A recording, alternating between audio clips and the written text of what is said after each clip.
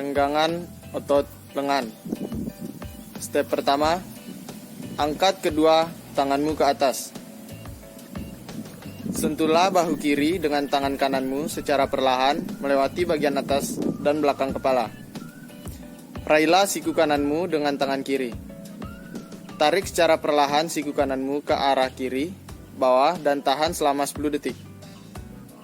Ulangi tahap yang sama untuk siku kirimu. Perenggangan otot lengan dan punggung. Step pertama, luruskan kedua kaki dan tanganmu ke arah depan. Secara perlahan, tarik tanganmu ke arah kaki dan coba untuk menyentuh ujung jari kaki.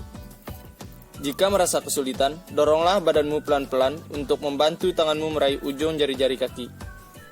Tahan selama 5 detik dan ulanginya setidak 3 kali. Perenggangan otot bagian punggung. Step pertama, satukan kedua tanganmu di belakang punggung. Pastikan telapak tangannya saling bersentuhan. Tarik dadamu ke arah luar sampai merasa seluruh otot di bahu dan punggungmu merenggang.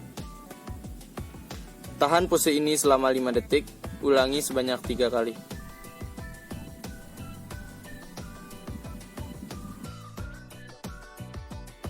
Perenggangan otot leher.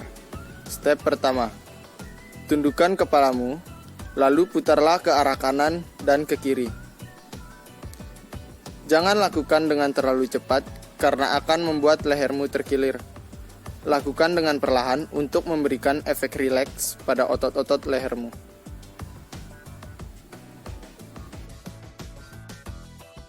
Perenggangan otot lengan. Step pertama, satukan kedua tanganmu dan kunci dengan erat. Angkat kedua tangan yang sudah disatukan tersebut dan berusahalah sekuat mungkin untuk menyentuh langit dengan kedua telapak tanganmu menghadap ke arah atas. Tahanlah pose ini sekitar 5 detik. Kamu bisa untuk mengulangi pose ini sebanyak 2 kali untuk merasakan otot yang lebih rileks. Perenggangan otot paha. Step pertama, naikkan satu kakimu ke atas paha kaki satunya. Posisikan dalam keadaan tidur.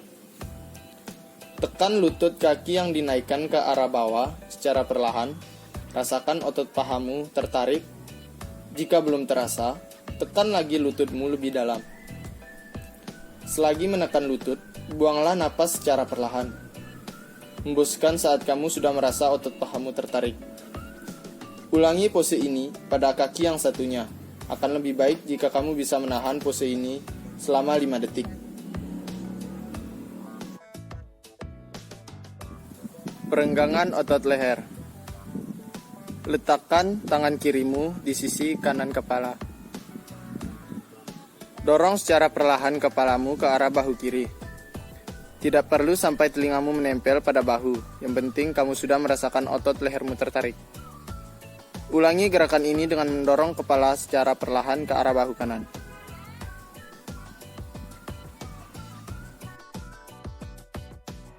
Perenggangan otot betis dan paha. Pertama, perlahan turunkan badanmu dan lakukan pose berlutut dengan satu kaki. Dorong sedikit badanmu ke arah dalam hingga hampir mencium lutut kaki yang tegak. Tahan pose ini dalam 3 detik dan ulangi untuk kaki yang satunya.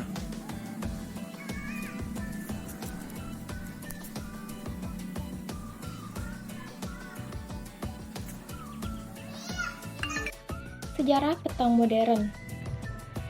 Petang pada masa sekarang ditemukan pada tahun 1907 di kota La Ciotat dekat Marseille oleh pemain Lyonnais Prancis yang bernama Jules Paul Lenoir. Pada tahun 1910, Ernest bersaudara dan Joseph Petiot yang memiliki sebuah kafe di La Ciotat mengadakan kompetisi petang dengan menggunakan aturan yang baru, di mana panjang pitch atau lapangan dikurangi sekitar setengahnya dan pelemparan bola secara bergerak diganti dengan cara yang stasioner. Dengan semakin simpel dan aturan yang universal, olahraga ini tumbuh dengan cepat dan segera menjadi bentuk yang paling populer dari bowl.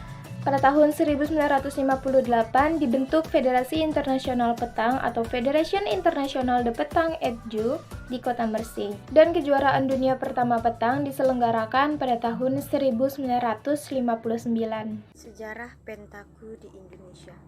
Pada tahun 18 Maret 2011, Federasi Olahraga Pentaku Indonesia yang disingkat FOPI dibentuk pada tahun yang sama di bulan November. Telah mengikuti pada ajang SEA Games 2011 di Palembang, Indonesia. Sejak itu, KONI mengembangkan olahraga pentaku Indonesia lebih baik dengan tidak cuma mempersiapkan training center atlet, namun mulai membangun pentaku menjadi cabang olahraga nasional. Sejarah tradisional petang. Jadi, pada awal abad ke-6 sebelum Masehi, bangsa Yunani kuno telah memainkan permainan melempar koin, batu datar, dan bola batu atau yang disebut dengan nama spheristic. Lalu, bangsa Romawi kuno memodifikasi permainan tersebut dengan menambahkan target yang harus didekati sedekat mungkin. Dalam perkembangannya, masyarakat Roma kemudian menggantikan target yang awalnya bola batu menjadi bola kayu. Pada abad pertengahan Erasmus, permainan ini disebut sebagai globurum atau yang lebih familiar dikenal dengan nama bule atau bola.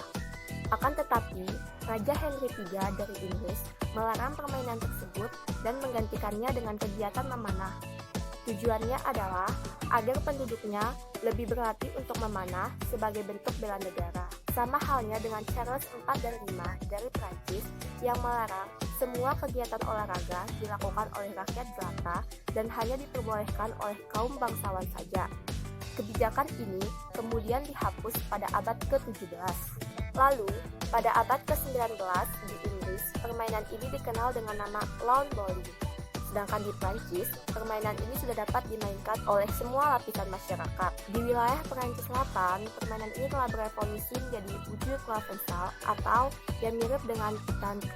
Hanya saja, letak perbedaannya adalah ada pada ukuran lapangan yang jauh lebih besar dari petanque dan pemain harus berlari 3 langkah sebelum membuang bola. Teknik-teknik dalam bermain petang. 1. Teknik pegangan dan pelepasan. Teknik pegangan dan pelepasan dapat dilakukan dengan 7 cara. 1. Menggunakan 3 jari di tangan yang ditempelkan ke bosi. 2. Pada jari kelingking diberi jarak sedikit dari ketiga jari tengah. 3. Kemudian jempol menempel pada jari telunjuk. 4. Tangan dibalik menghadap ke bawah. 5. Kemudian tangan ditekukan. 6. Lengan tangan ditarik ke belakang dengan lurus. 7. Kemudian tangan diayunkan ke depan. Cabang olahraga petanque sudah dipertandingkan dalam event besar seperti SEA Games maupun Asian Games. Meski tidak terlalu populer, namun petanque termasuk olahraga yang memiliki peminat cukup banyak di Indonesia. Dalam video tersebut telah diperlihatkan teknik-teknik dalam olahraga petanque. Diperlihatkan di awal yaitu teknik pegangan yang telah direview sebelumnya. Nah, di video tersebut suara dari penjelasan pemateri terlalu kecil. Teknik kedua yang akan kita review yaitu pelepasan. Nah, teknik pelepasan ini dilakukan setelah tangan menggenggam bola dan pergelangan tangan ditekuk ke bawah. Setelah itu, lengan tangan ditarik ke belakang seperti ingin melempar. Lalu ayunkan tangan ke depan bersamaan dengan melepaskan genggaman pada bola.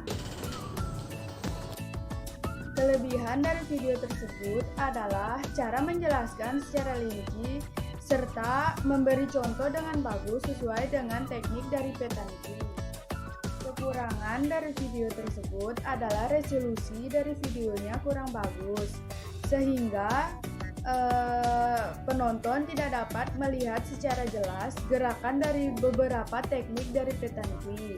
Nah, yang kedua, suara musik lebih keras daripada penjelasan dari pemateri. Oke teman-teman, di sini kita akan membahas alat-alat yang digunakan dalam bermain olahraga petang.